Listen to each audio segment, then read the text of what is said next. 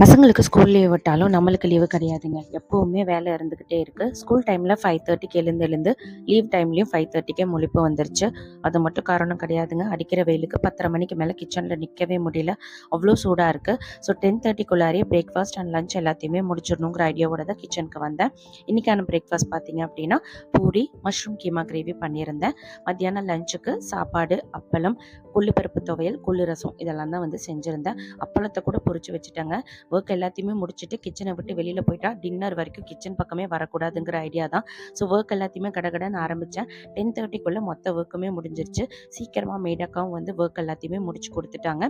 Kitchen counter top எல்லாமே clean ஆனதுக்கப்புறமா சூப்பரான ஒரு மாதுளம்பழம் மில்க் ஷேக் சனா தான் ரெடி பண்ணியிருந்தா. நான் சொல்ல ரொம்ப டேஸ்ட்டாக இருந்தது.